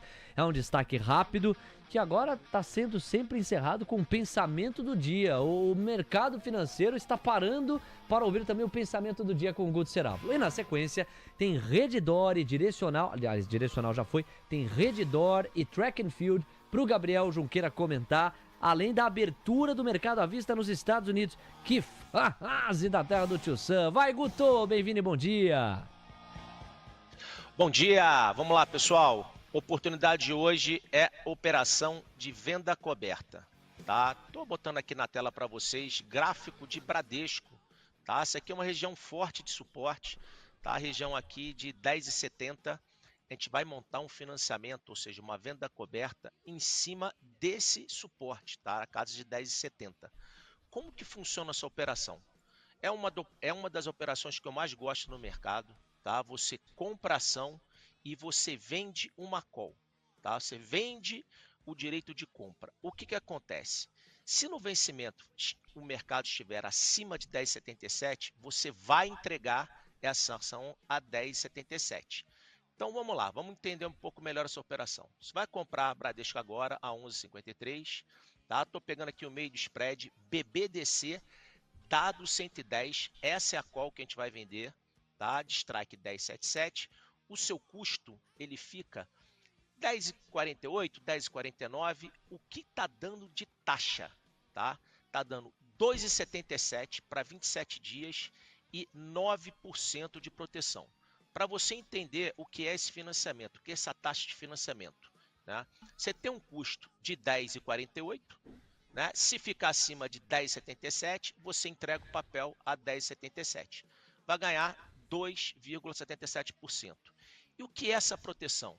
É o atual preço agora, tá? Tá 11,53 até o seu custo, que é de 10,50. Lembrando, né, que você vai ficar comprado ali numa região muito boa, né, que o pessoal costuma entrar comprando, tá? Quero chamar a atenção aqui por uma coisa, para quem não sabe o que é operação de financiamento, tá? Eu botei aqui, eu costumo falar o seguinte, se você consegue manter, né, uma taxa constante, né, ao longo do tempo, matemática financeira, né, durante 3 anos a 1,95, você dobra o patrimônio, ó. Eu vou colocar aqui para vocês. Olha lá, você consegue dobrar. Lembrando, né, que Bradesco paga dividendos, a venda coberta é uma excelente operação.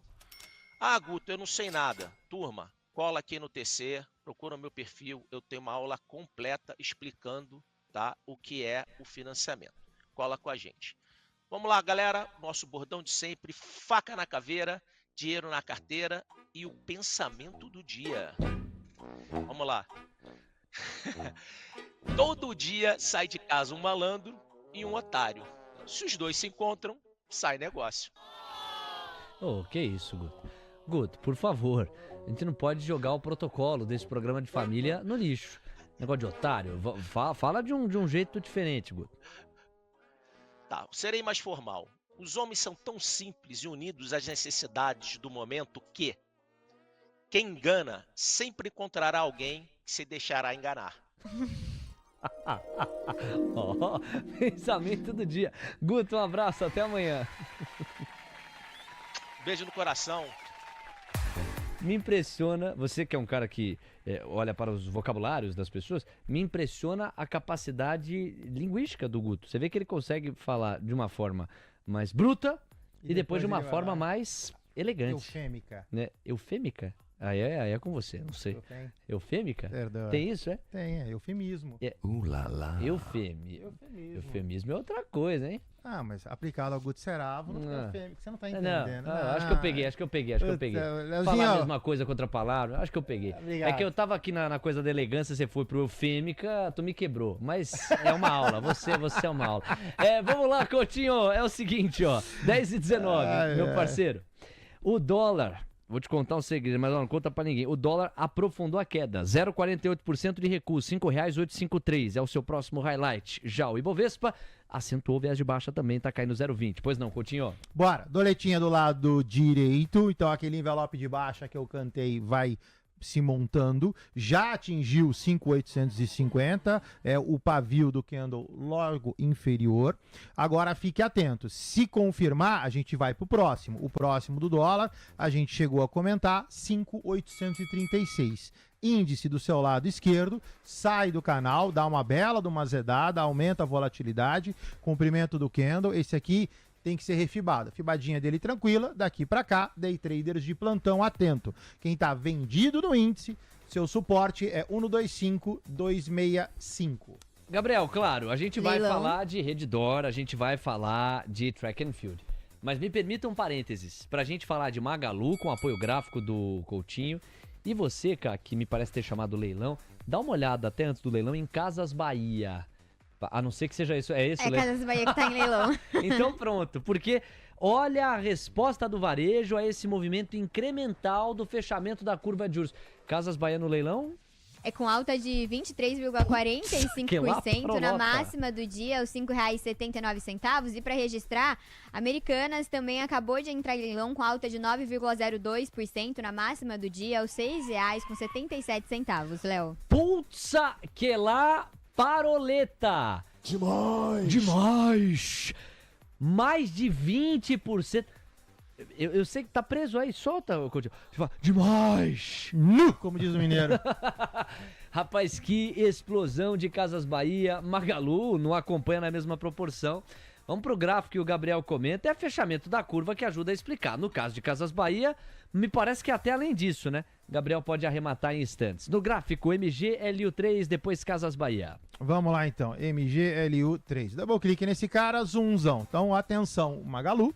Magalu tem o seu pivô de baixa, que, pela minha última fibada, olha só, já se converteu, inclusive, no envelopezinho de alta. De qualquer forma, ambos levam ao mesmo objetivo, R$ 8,82. Quem está comprado em Magalu, a priori, está bem comprado. A figura no semanal, extremamente benéfica, o envelope de alta. Quando você vai para Magalu no diário, a figura ela não é tão boa ou tão bonita assim, então por favor fique atento. E eu mantenho, no caso de Magalu, 8,82 como limite. No caso de Casas Bahia, bom, isso aqui não tem nem o que falar, né? O gráfico com certeza tem que ser colocado no semanal. A fibada desse cara é daqui para cá, pega esse topão aqui, ó, e leva para o fundo. Casas Bahia sobe. Cota 569 em leilão, próximo objetivo 644. Logicamente no diário não tem figura gráfica, colo stop e vai empurrando. Gabriel, a expressão é uma só ao olhar para o gráfico de Casas Bahia. Pulsa que lá paroleta. É você, Gabriel, varejo destravando, Magazine Luiza, Casas Bahia, em especial Casas Bahia, cuja divulgação do resultado é amanhã, hein? Pois é, Léo, divulgação de resultado amanhã.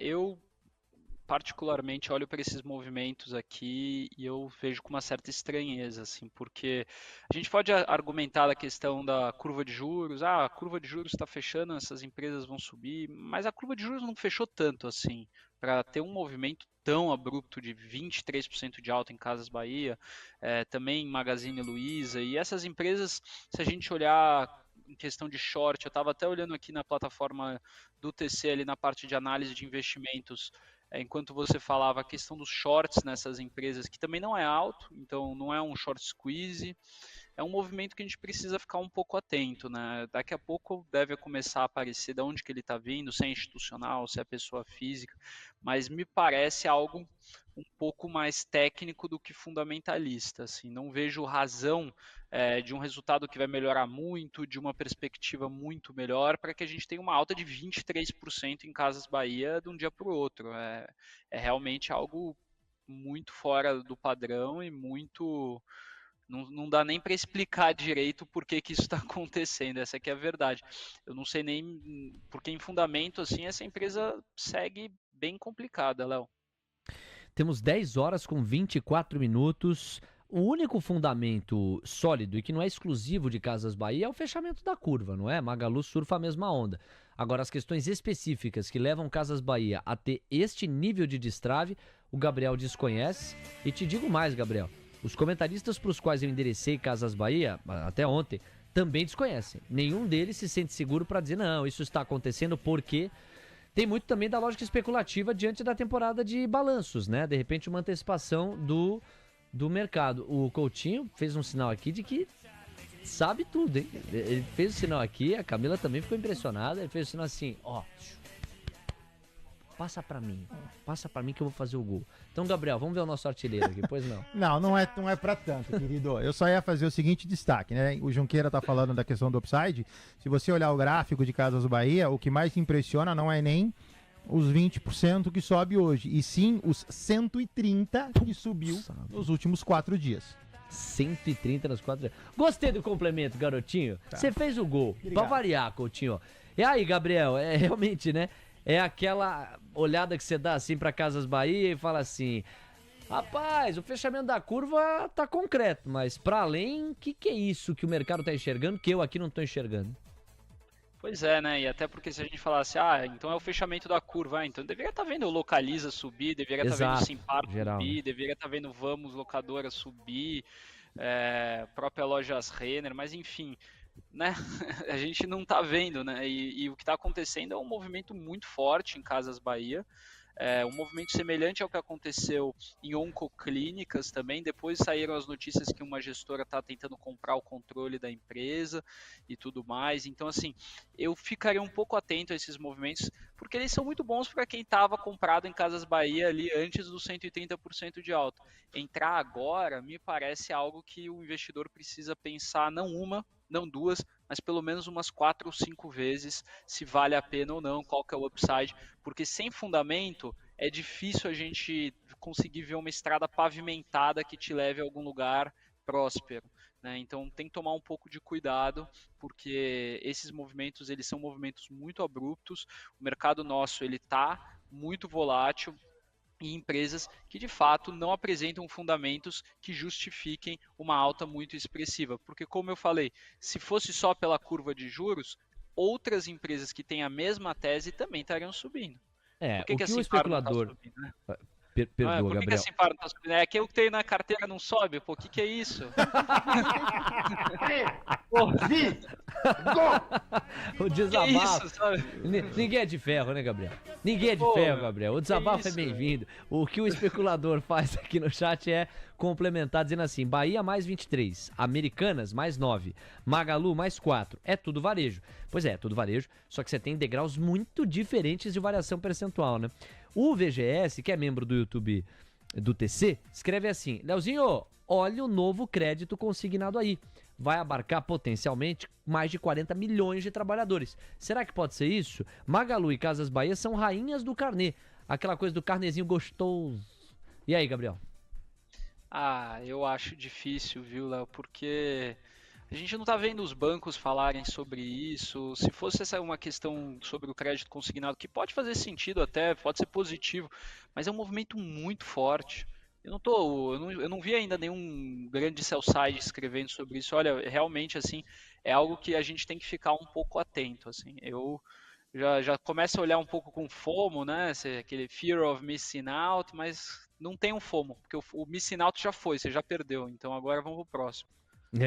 O FOMO é o medo de ficar de fora, né? Só tem que tomar cuidado, porque a distância entre o FOMO e o fumo é tênue. Às 10h29, a abertura do mercado à vista nos Estados Unidos. Essa risada aqui, eu aguento essa risada. O Leozinho só quebra nós aqui, ô Coutinho. Não, e detalhe, ele tá do lado de lá, tem um vidro de meio metro e o bichinho ri. Tá todo solto, né? Coutinho, 10h29, combina com o quê? Quase com a abertura do mercado nos Estados Unidos. Então bora. Querido. Valeu, meu artilheiro. Então bora, DXY VIX Yields de 2 e 10 anos na tela, pra gente aquecer já a abertura do mercado à vista, e a Camila vai trazer pra gente S&P, Dow Jones, Nasdaq e Russell 2000. Vejam o DXY. A verdade é que o euro tá dando um baile no dólar, né? O euro tá ganhando do dólar em 0,73% na última foto que vi. O DXY reflete isso, até porque na cesta que compara o dólar com outras moedas desenvolvidas, a comparação dólar versus euro é a que mais pesa. Portanto, quando o euro ganha do dólar, isso contamina como um todo o DXY. Não à toa, o dólar a nível global perdendo 0,5% de recuo. Temos a virada do relógio agora, 10h30 pontualmente. O VIX, a CA registrou o exato momento da virada do VIX, e virou e lá ficou. O VIX está subindo 0,75% de volta aos 28 pontos.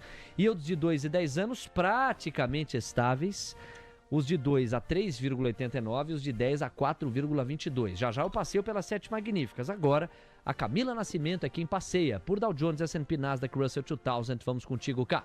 Vamos lá, a gente tem nas bolsas lá nos Estados Unidos, elas abriram em queda, o S&P 500 recua 0,17% aos 5.604 pontos, Dow Jones registra perda de 0,18% aos 41.849 pontos e Nasdaq cai 3,81% aos 19.430 pontos, Léo. Nós temos 10h30, ainda o primeiro minuto da abertura do mercado à vista nos Estados Unidos. Está na hora de passear pelas 7 magníficas. Tesla consegue respirar um pouco, hein, pessoal? Chegou a arrefecer bem essa recuperação durante o pré-mercado, agora abre em alta de 1,33%, 225 dólares o papel. Amazon no 0 a 0, Meta sobe 0,30, Google no 0 a 0, Nvidia subindo 0,30, 107 dólares, Apple caindo 1,5% e Microsoft 0,20. Abertura do mercado americano com este quadro aqui das 7 magníficas. A gente pode até falar, né? A Tesla está se recuperando. Pai amado, né? Caiu quase 16 ontem, subindo 1,4, ainda é muito pouco, vai precisar encorpar bem para convencer eventuais compradores de que é um ponto de reversão. Coutinho, por protocolo, vamos pagar rapidamente aqui o S&P e o Nasdaq e depois a gente pode avaliar outros personagens para retomar o mercado à vista no Brasil, pois não? Bora. No caso de Nasdaq, pessoal, abre abaixo da segunda linha, ou seja, em direção à terceira. No meu 17.450 cai 0,11, então fiquem atentos, né? A gente comentou, Léo comentou há minutos atrás a questão de estar na hora. Não está na hora. Nasdaq, minimamente eu tenho ainda mais 700 pontos de queda, objetivo no 675. No caso de S&P, clica S&P, mesma coisa. S&P se aproxima da primeira expansão, coloquei aí em homenagem ao Leozinho a média de 200, então 5.604, cai praticamente estável, 0,22 não é nada. Próximo objetivo, 5.44 já bateu, então eu já estou assumindo S&P 500 a 5.400 pontos. 10h32. Muito bem, na Bolsa Brasileira, o que é que a abertura do mercado americano contratou? Amigos, por aqui, a curva de juros segue caindo 7 pontos base e meio, não tem notícia. O dólar diminuiu a pegada de queda que estava sendo sustentada agora há pouco, tá? O dólar estava caindo 0,50% praticamente, foi para 0,26%.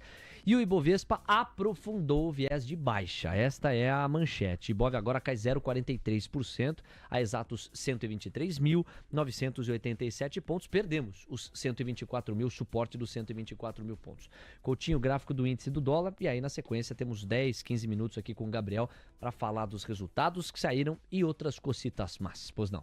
Bora. No caso do índice lado esquerdo, atingiu o objetivo de Fibonacci, 1,25265, cravou certinho. Foi lá, cai, corrige, cai. Então o númerozinho que eu cantei, bateu, agora deve subir. Upside, 1,25670 para posterior venda. Dólar do seu lado direito, gráfico de 4 minutos. O dólar, ele segue lateralizado dentro daquele mega envelope de baixa, ainda não sai do canal, mantém baixista, 5.850, 5.836. O James Augusto, de Marília, pergunta se Casas Bahia passou da terceira. Ele diz assim, você diz que da terceira nunca passa, Vamos lá. Casas Bahia passou da terceira, justifique-se. Então, James Augusto, de Marília. Vamos justificar então.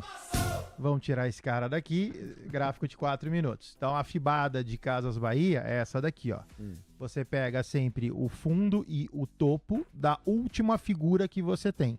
Qual é a última figura que eu tenho? É esse envelopezinho. Sobe, lateraliza, sobe. Então eu vou pegar o fundo dele e vou levar até o topo. Casas Bahia e não passa da terceira linha ainda, ou não passou. Cota R$ 5,82. A terceira linha de Casas Bahia é R$ 5,93. Ó, o Coutinho defendeu bem o ataque do James, hein? Ô, James! Temos 10h34. Vamos lá, meu caro Gabriel Junqueira. Com você agora, outros dois highlights. Um toca em Redditor, o outro track and field. Comecemos por Redditor. Vou dividir aqui as informações. Lucro líquido, 879 milhões e meio de reais no quarto tri. É uma alta de quase 32% na comparação com 23. Lucro líquido ajustado, 932 milhões, um avanço de quase 29% na mesma comparação. EBITDA, 1,9 bi de reais, 34,4% a mais na comparação anual. EBITDA ajustado, 2,3 bilhões, um incremento de quase 31%. Receita líquida ficou em 13,05 bi, uma alta de 9,4%. Também, me parece, pelas linhas aqui, a Cá já está de olho na variação de Redditor, vou pedir a Camila como é que está o comportamento dos papéis, mas me parece, quando a gente olha para as métricas e contrasta com os consensos, que também foram surpresas, no geral, positivas. Vamos ver com a Camila qual que é o comportamento dos papéis. Pois não, Cá? Redditor é o papel que mais cai em variação do Ibov, recua 4,04% aos R$ 26,54, Léo. O que nos obriga a complementar, Gabriel, falando de consensos, né? Porque se é verdade que em várias métricas houve uma superação na base anual de 30%, não necessariamente isso significa que os consensos não exigiam ou pediam mais. Para além do que, daqui para frente, o mercado pode estar colocando no preço projeções mais conservadoras. É você quem fala de Redditor, o gráfico já está na tela, pois não, Gabriel? Bom, Léo, acho que assim, quando a gente olha para o resultado da Redditor, ela foi razoavelmente em linha com a expectativa do mercado, mas adentrando um pouquinho mais no detalhe, a gente percebe que o segmento hospitalar teve um desempenho bem ruim, assim, então, o crescimento de receitas não foi tão bom, e a adição de novos leitos foi bem abaixo do esperado, né? Então eles imaginavam adicionar 176 leitos, adicionaram só 27. E a taxa de ocupação dos leitos também diminuiu bastante, 60 bips foi para 75%. Com isso, a margem EBITDA no segmento hospitalar caiu 90% e teve também algum aumento de custos bastante significativo. O lado positivo foi a Sul América, que veio com uma expansão de base, veio com uma expansão toda do seu resultado, então isso foi bom. Porém, quando a gente fala de Redditor, a gente pensa muito no crescimento da empresa, né? É uma tese de crescimento no segmento hospitalar. E o crescimento tem sido um pouco difícil para ela. Acho que ela chegou num ponto que talvez agora mude um pouco a tese para consolidação e não mais para só o crescimento e adição de novos leitos. E isso está fazendo com que a empresa sofra um re-rate. Do lado positivo, a alavancagem segue estável, 1,9 vezes dívida líquida e EBITDA, a geração de caixa foi boa, mas também um pouquinho abaixo do esperado por conta de um CAPEX maior. Acho que é uma empresa que vai passar por uma mudança de tese de investimento, ficar um pouco atento, mas não deixa de ser uma empresa positiva e uma empresa muito boa, Léo. Redditor 3, você, Coutinho. Redditor 3 do seu lado direito, vamos dar um zoomzão, a gente pega a tela toda. Olha só, pegando um pouco da perspectiva do gráfico, o ativo ele não tem grandes movimentações, ele está restrito praticamente neste canal, 24, 91, 30 e 80. Não tem figura gráfica significativa, a Redditor tem um upside janeiro, primeira quinzena de fevereiro, bate nesse 30 a 80, faça um harmônico de baixa. Não tem figura que ampara, então por enquanto Redditor corrige, cota 26,51, seu objetivo 24,91. Para fechar, Track and Field. Deixa eu dividir aqui a imagem com vocês, essa é a matéria. Track and Field registra lucro líquido de 40,3 milhões de reais no quarto tri, uma alta de 8,2%. O EBITDA ajustado da companhia alcançou 58,3 milhões de reais no trimestre. E aí, Gabriel, qual que é a tua leitura? Aliás, para a gente manter o protocolo, deixa cá passear pelos papéis TFCO4. Vamos ver a variação percentual num dia em que o mercado digere esses resultados aqui, cuja manchete a gente antecipou. TFCO4, cá, o mercado vai punindo, vai comemorando, vai deixando de lado? Punindo por enquanto, está caindo 2,10% aos R$ 9,80, Léo. É você, Gabriel. Léo, mantendo a tradição, né, quando a gente fala de resultado de varejos, a gente sempre olha para uma métrica muito importante. Métrica de same store sales, né? Vendas nas mesmas lojas. Vendas nas mesmas lojas de Track and Field foi 12% ano contra ano, o que é muito bom.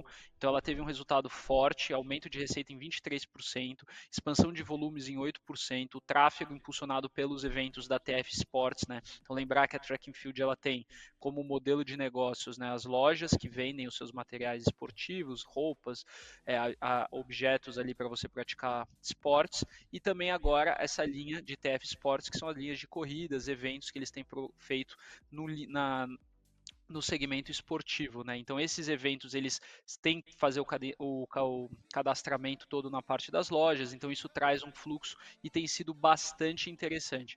Acho que a empresa teve um resultado muito bom, o EBITDA cresceu 19%, a margem, apesar de ter reduzido um pouco, segue num segmento saudável, lucro líquido muito forte. Enfim, eu gosto muito de Track and Field, eu acho que a Track and Field ela está num segmento de varejo premium que não sofre tanto com a alta das taxas de juros, muito em função do público que ela atinge e que ela consegue entregar de forma consistente um resultado muito interessante. O que acontece na Track and Field é que a ação dela tem muita pouca liquidez, Então, isso atrapalha demais o desempenho e a precificação do ativo. Então, mesmo com resultado forte, eu vejo que essa queda hoje ela acaba sendo por algum movimento específico de um player ou outro. Só para não deixar passar também, que eu sei que não tem nada a ver com track and field, mas Pague Menos, para vocês terem uma ideia, apresentou vendas de mesmas lojas de 17%. Então, assim, o resultado de Pague Menos foi muito forte também.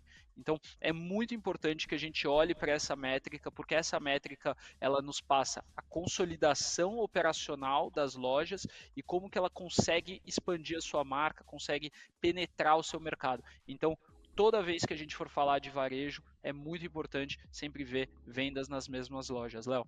Bora pro gráfico. Bora Os lá. papéis de track and field, Coutinho. Track and field na tela. Coloquei no semanal para dar uma olhada enquanto o Junqueira falava. O papel tá bonitão, tá? Então, olha só. Atingiu um fundo, que é um fundo de fevereiro 22.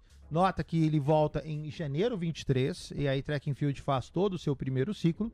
Então, a gente tá, na prática, no início do movimento de alta de track and field. Então, acho que track and field é um papel a ser monitorado. No curto prazo, envelopão de alta, tudo sob controle, apesar da baixa de hoje, quem está comprado está bem comprado. Objetivo 10,71, não pode perder 9,53. Não em detrimento do curto prazo, e aí eventualmente Junqueira vai seguir acompanhando, eu acho que efetivamente, da forma que está graficamente falando e pelos fundamentos que o Junqueira traz, eu acho que esse cara com certeza é um cara para ser namorado.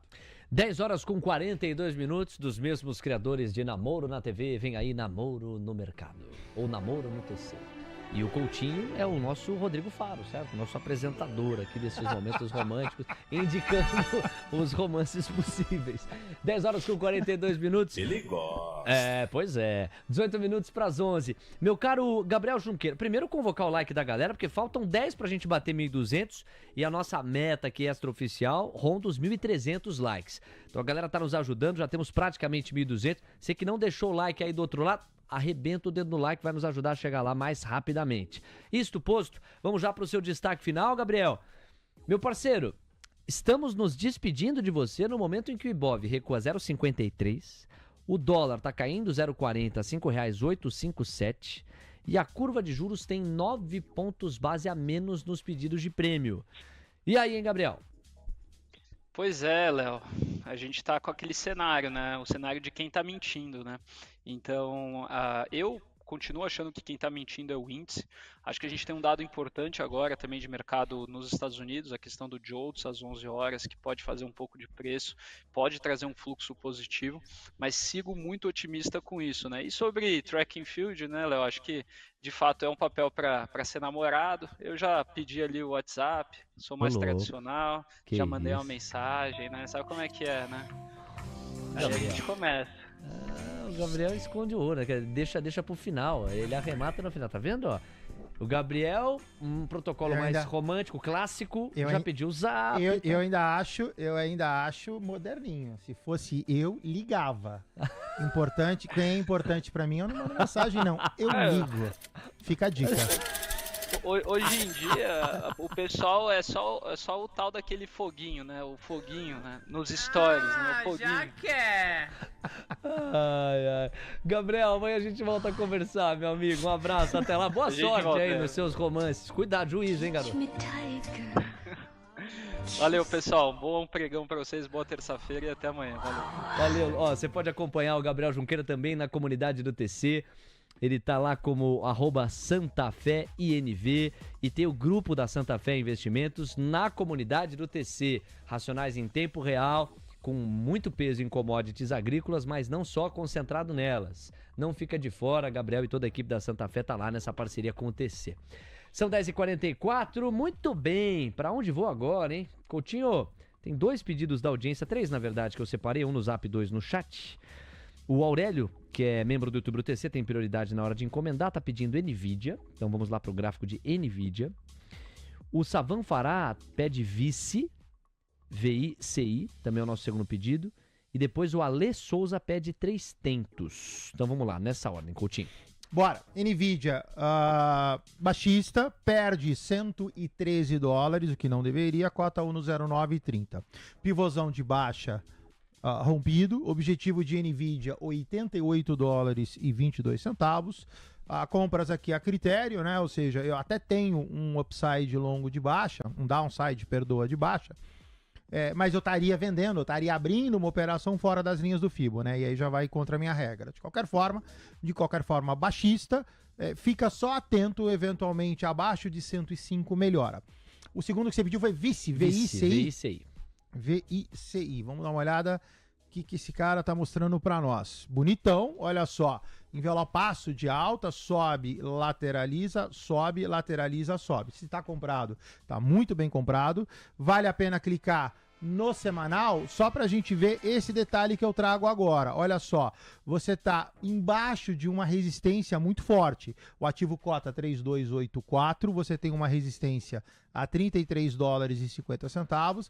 Resistência essa que, inclusive, já foi tocada. O semanal me dá um candle de reversão, então se você está comprado, por favor, fique atento, ainda que a figura no diário seja um envelope de alta, o semanal já me retrata uma eventual correção. O último qual que é, Leozinho? O terceiro? Antes do último, um comentário aqui de protesto, porque o Leonardo Pinheiro anda um brincalhão, né? O que ele fez? Você não viu que você estava falando de um ativo financeiro cujo ticker é vice?